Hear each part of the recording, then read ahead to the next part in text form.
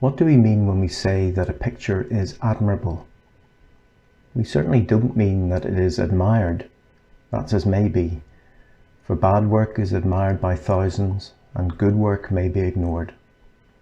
Nor that it deserves admiration, in the sense in which a candidate deserves a high mark from the examiners, i.e. that a human being will have suffered injustice if it is not awarded. The sense in which the picture deserves or demands admiration is rather this: that admiration is the correct, adequate, or appropriate response, that if paid, admiration will not be thrown away, and that if we do not admire, we shall be stupid, insensible, and great losers. We shall have missed something.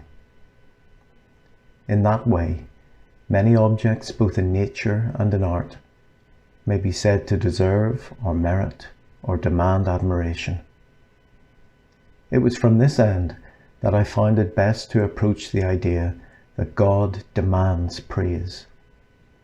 He is that object to admire which, or if you like to appreciate which, is simply to be awake, to have entered the real world.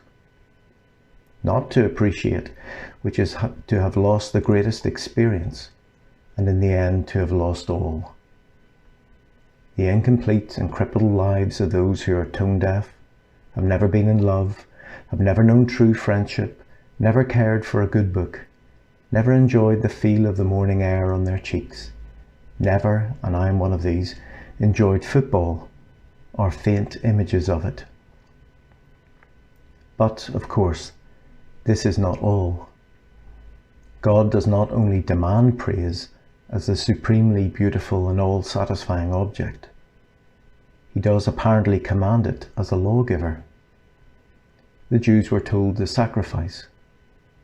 We are under an obligation to go to church. But this was a difficulty only because I did not see that it is in the process of being worshipped that God communicates his presence to men.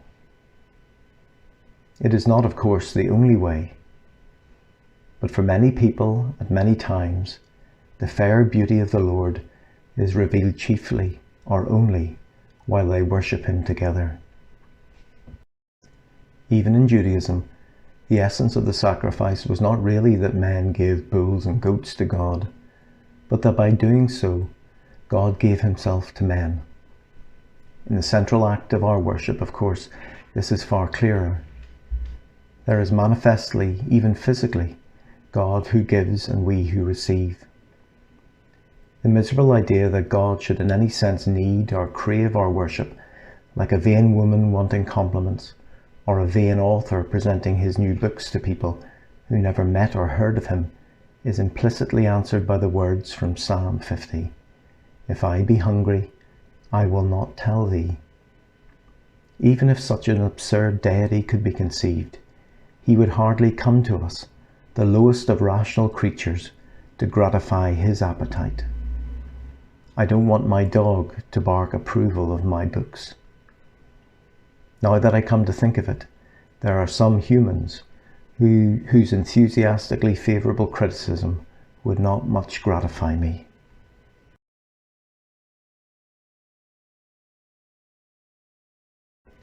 God of all hope, we call on you today. We pray for those who are living in fear. Fear of illness, fear for loved ones, fear of others' reactions to them. May your Spirit give us a sense of calmness and peace. We pray for your church in this time of uncertainty. We pray for those who are worried, for those needing to make decisions in order to care for others, for those who will feel more isolated in the days to come. Grant us all your wisdom. Holy God, we remember that you have promised that nothing will separate us from your love. Help us to turn our eyes and hearts and minds to you. Amen.